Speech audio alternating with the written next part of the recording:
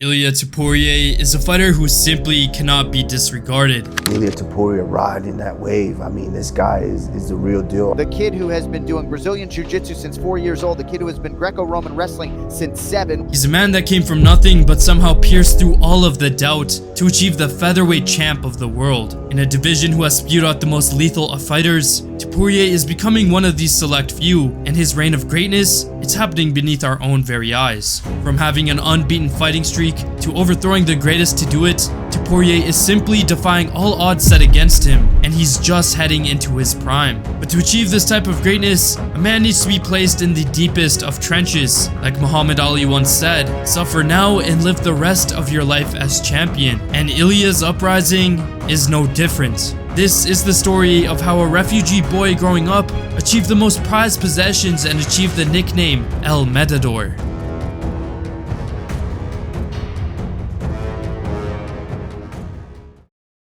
It was 1992 in the Republic of Abkhazia. A movement by the Abkhazian separatists saw the ousting and persecution of the Georgian people, of whom included Ilia's own parents. After years of ethnic cleansing and wars, Topuria's parents were forced to flee to Germany and reside as impoverished, lonely, and hungry refugees. Though the family lived in less than ideal conditions, they gave birth to one of their 4 kids, Ilia Topuria, in 1997. These harsh conditions growing up were just a mere glimpse of what life would look like on the underside, and it would undoubtedly contribute to Topuria's eventual rise. But by the age of 7, after the conflict within Georgia sparked down, the family would move back to their roots. Here, Topuria would start to learn and understand the fundamentals of Greco-Roman wrestling in his local school. He quickly grew fond of wrestling, but once again, the family made a move to relocate when he was 15.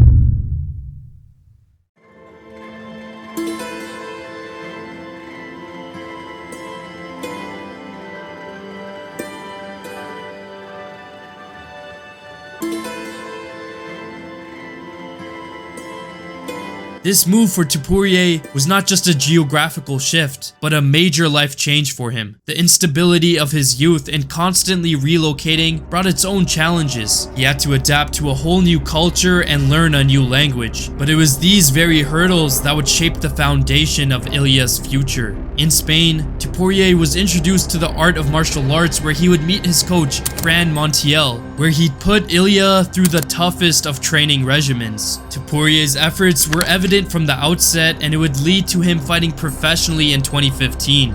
His fighting prowess quickly caught the attention of the MMA world, and he set numerous records, including becoming the first Georgian Brazilian Jiu-Jitsu black belt. This dominance would lead to his signing with the BCF, where he'd quickly prove to be a problem in the division. In his first bout, he defeated a fighter named Luis Gomez by submission in the first round, and then he defeated Steven Goncalves by knockout in his second fight.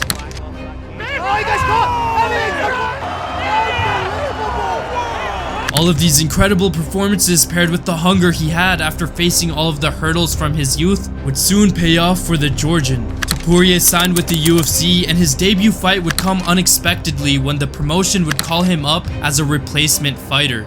Ilia, however, was fond of adversities, and he'd proved that exactly with his first fight in 2020. He won his first bout on short notice unanimously, and for his next 4 out of the 5 fights, he'd take matters into his own hands. All combinations, those body shots have now officially set up the headshot. It's all shot.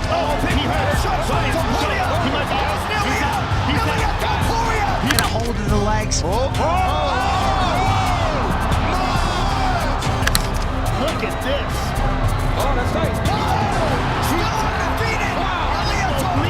All of these incredible performances in just 3 years would showcase the dominant force that Georgia produced. But still, after this resounding success, the reign of Topuria could not be cemented until he defeated the best of the best. Ilia's relentless start to the UFC earned him a title shot against none other than the best featherweight to ever do it in Alexander the Great. Volk ran through the featherweight division. He defended his title a total of 6 times, and if Topuria needed a challenge, this was the most mound of ones. The date was set, UFC 298 on February 17th of 2024.